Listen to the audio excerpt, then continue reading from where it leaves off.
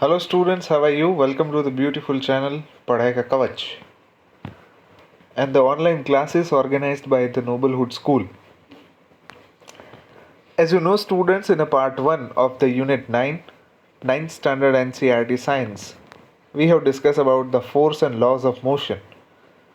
So in that previous session, we have discussed about the effect of forces. What is the meaning of a force? How the force will cause a motion and what are their effect. Okay, and then after laws of motion is there, the second section of this chapter. Actually, if I will tell you specifically, the chapter is divided into the two section. First is about force and second is about laws of motion.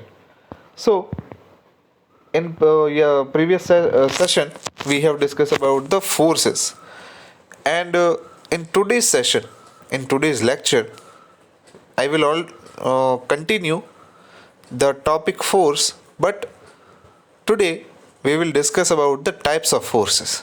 Okay, so as you know, as per our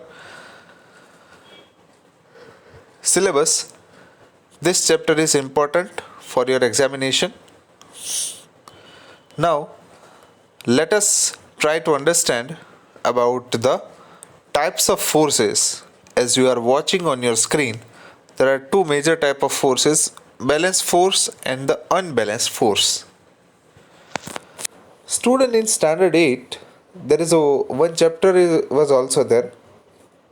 You were aware about it, force and pressure, and in that chapter the types of force is already given, which is divided into the two sections. First is a contact force and second is a non-contact force.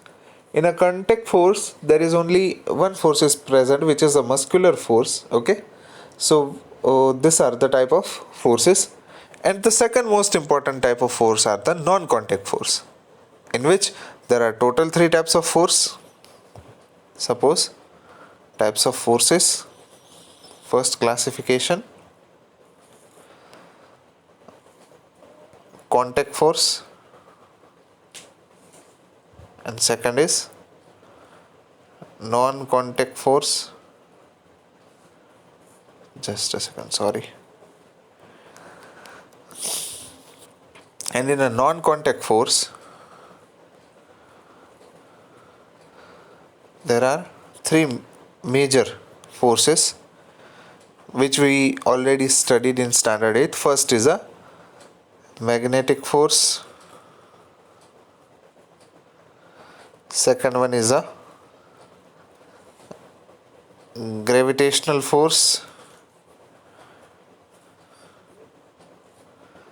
third one is a electrostatic force. So student, these are the two major type of forces. First is contact and non-contact, and then after, in a non-contact force also there are three types. First is a magnetic force, gravitational force, and third one is a electrostatic force. Okay, so in this lecture we will talk about the balanced and the unbalanced force, the two type, which is also a type of force. Let us try to discuss it from the paragraph. We will understand these two types of forces with the help of example of two wooden blocks, okay, which is placed on the horizontal table.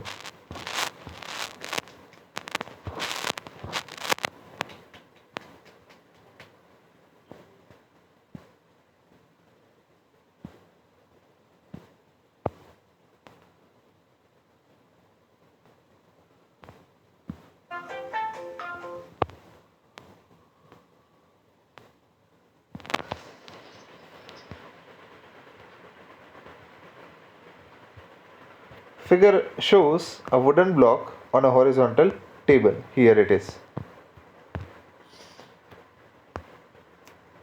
Two strings X and Y are tied to the two opposite faces of the block as we seen here. the one string is connected in this way and the second string is connected in this way.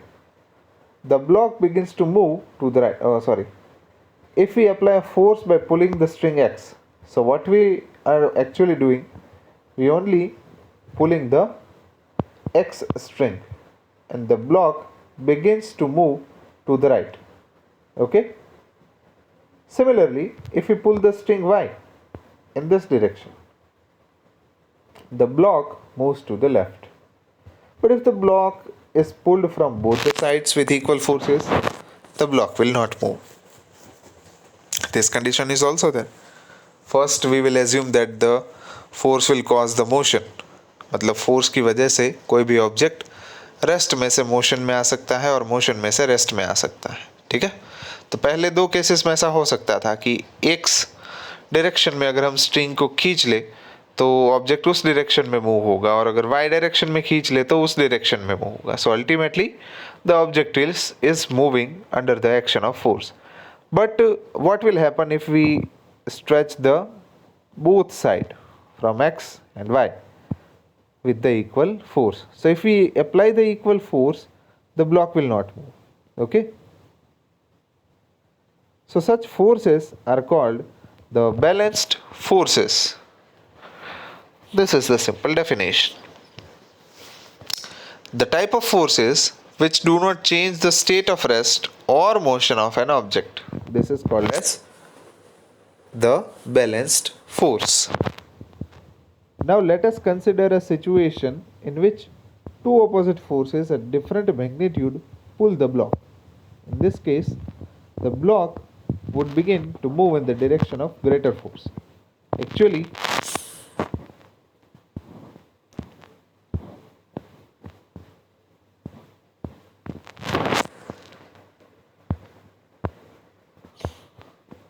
in this case, what we are doing, we are applying the force on the two opposite direction from x and from y. But in this two condition, what we will do, we will change the magnitude. So say in the y direction there is a 40 Newton force is applied and in x direction 50 Newton force is applied. So what will happen? As we see here, the force is not equal to each other. मतलब force जो है वो एक दूसरे के बराबर नहीं है. So in this type of case, the block will move on the greater force side. यानी कि जिस बाजू के ऊपर फोर्स की मात्रा ज़्यादा होगी उस डायरेक्शन में वो मूव करने लगेगा. So simply from this example we can say that there is a greater force is on the x side because it is a 50 Newton. So the block will start to move on x direction, not on the y. So the two forces are not balanced and the unbalanced forces acts in the direction of block move. So this suggests that unbalanced force acting on an object bring it in a motion. So student, simple to understand,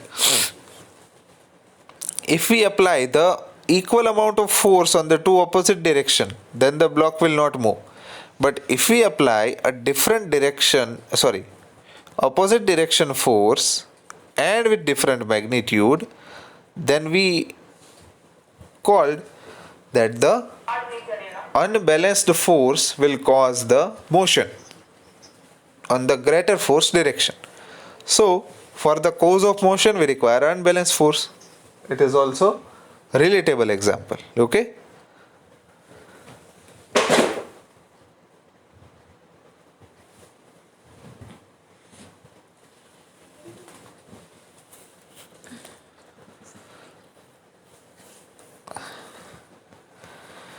So ultimately unbalanced force bring the object it in a motion. Now let us look at these three figures and understand it. There are two children who is trying to move the block, which is a wooden block. It is already empty as we seen here. Okay. So when we see this figure, what we notice that some children is trying to push a box on a rough floor.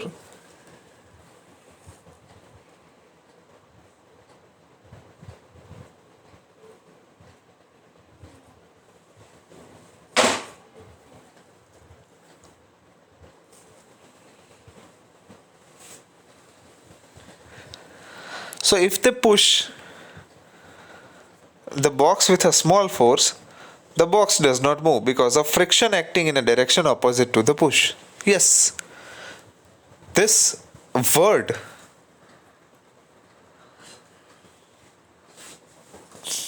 we earlier hear this word in 8th standard. There is a one single chapter is also there on the topic friction. So if the children are trying to move a block with a small force, the box does not move because of the friction acting in a direction opposite to the push. मतलब see here, दो बच्चे हैं यहाँ पे इस block को move करना चाहते हैं इस डायरेक्शन में, ओके, से इट इज एक्स डायरेक्शन, लेकिन हो क्या रहा है कि ये थोड़ा कम जोर लगा रहे दोनों के दोनों, कम खाए पिए हुए हैं, और नीचे से जो फ्रिक्शन फोर्स लग रहा है वो बड़ा है. सो अल्टीमेटली अगर यहाँ पे जो पुश है वो इसके जितना नहीं होगा तब तक तो ब्लॉक मूव होगा ही नहीं. लेकिन है क्या कंडीशन ए में कि जो मैग्नीट्यूड है इन दोनों के द्वारा जो फोर्स लगाया जा रहा है वो कम है और फ्रिक्शन फोर्स की जो वैल्यू है वो ज़्यादा है. So the box is not moving. What will happening here, the friction force balance the pushing force. मतलब जितना आप फोर्स लगा रहे हो उतना ही फ्रिक्शन अपने तरफ से फोर्स लगा रहा है सेम अमाउंट पे, और उसकी वजह से फोर्सेस कैसे हो जा रहे हैं बैलेंस, और बॉडी मूव नहीं हो पाती.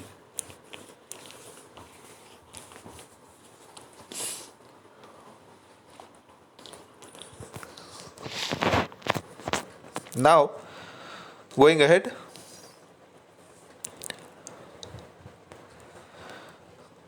in the figure number 9.4b, the children push the box harder but the box still does not move. This is because the friction force still balance the pushing force. अभी भी जो छोटे बच्चे हैं वो बॉक्स को बड़ी ज़ोर से धक्का मारने की ट्राई कर रहे हैं. पहले भी उन्होंने धक्का मारा था, फोर्स कम लगाया था, अब क्या किया, फोर्स ज़्यादा लगाया, फोर्स ज़्यादा लगाया, लेकिन अब भी बॉक्स मूव नहीं कर रहा. तो it means that the friction amount is increased. Friction की मात्रा बहुत ज़्यादा थी, तो भले ही आपने फोर्स बढ़ाया हो लेकिन फ्रिक्शन ज़्यादा था. तो अभी भी अगर फ्रिक्शन के जितना ही आपका फोर्स लग रहा है then the friction force will balance the force applied by you. So the box will not move. Now if the children push the box harder still, the pushing force becomes bigger than the friction force in a figure number 9.4c. There is an unbalanced force. So the box starts moving. Third case में finally जब इन बच्चों ने friction force से ज़्यादा force अपना बना लिया तभी क्या हुआ होगा, जो बॉक्स है वो ग्रेटर फोर्स की डायरेक्शन में मूव करेगा. तो ग्रेटर फोर्स कौन सा है, ये वाला, इस फोर्स की डायरेक्शन में मूव करेगा बॉक्स. ठीक है. So because of this unbalance force the box will move.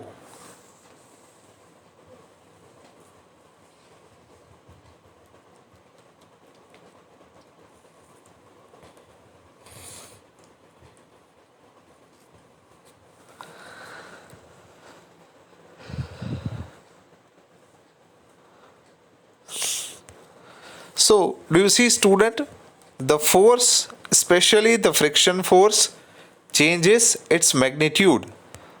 First, you try to push the box, then some friction amount is there, which is opposing your push. Now, further, if you increase the amount of force, then again the box will not move. So, as we assume that the equal amount of force is also applicable on the opposite direction. So in this way, the two opposite action forces cancel each other. So box will not move. And finally, if we apply the more force compared to the frictional force, then box will start to move. Okay. So let us try to understand by some common example. What happens when we ride a bicycle? क्या होता है जब हम bicycle चलाते हैं? तो आप बोलोगे सर बाइसिकल से अगर हम बाइसिकल चलाते हैं तो एक्सरसाइज भी होती है और साथ साथ में थोड़ी मंजिल भी कट जाती है. So when we stop pedaling, the bicycle begins to slow down. समझे? अगर हम पैडल मारना बंद कर देते हैं तो बाइसिकल जो है वो स्लो डाउन हो जाती है, मतलब उसकी रफ्तार धीमी हो जाती है. This is again because of the friction force acting opposite to the direction of motion. Simply अगर आपकी साइकिल ऐसे है, ठीक है, इसमें से स्पोक्स है,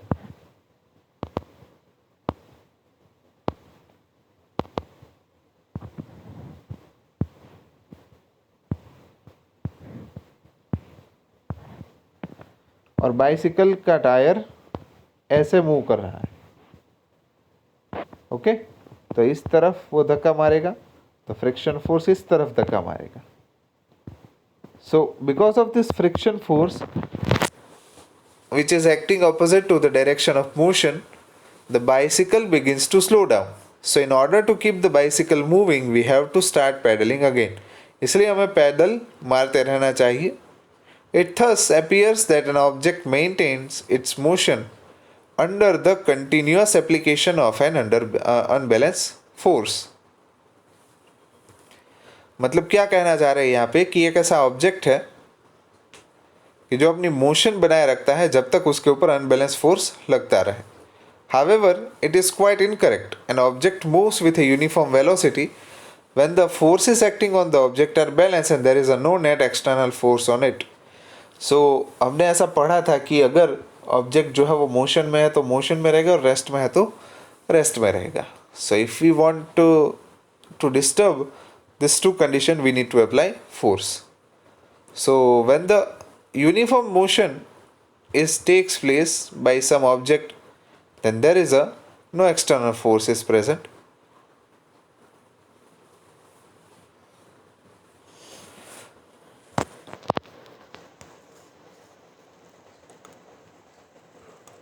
So if an unbalanced force is applied on the object, there will be a change either in its speed or in the direction of its motion. So thus, to accelerate the motion of an object, an unbalanced force is required, and the change in its speed or the direction of motion would continue as long as this unbalanced force is applied. However, if this force is removed completely, the object would continue to move with the velocity it has acquired till then.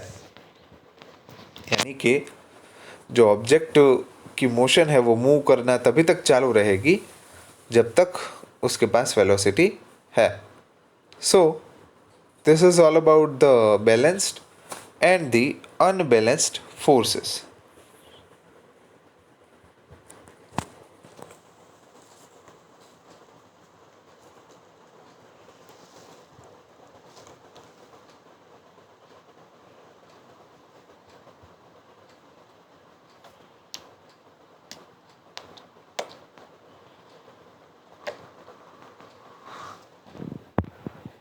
Okay. Ultimately, what is the conclusion of this topic? That the unbalanced force does not cause the motion or to move the object, while the one unbalanced force can cause the motion. तो एक balanced force है और एक unbalanced है. एक object को rest की state में रखता है, दूसरा ऑब्जेक्ट की स्टेट को मोशन में लाता है. So individually they have their identity, balanced force and the unbalanced force. I hope that you understand it very well, this concept, and if you have still any doubt, then you are free to call me anytime. So this is the first section of this chapter, as I already told you, force and the effect of force as well as the types of forces. Now in very next lecture we will start our second part of this chapter, laws of motion. Okay, among which we will discuss about the first law of motion. Thank you.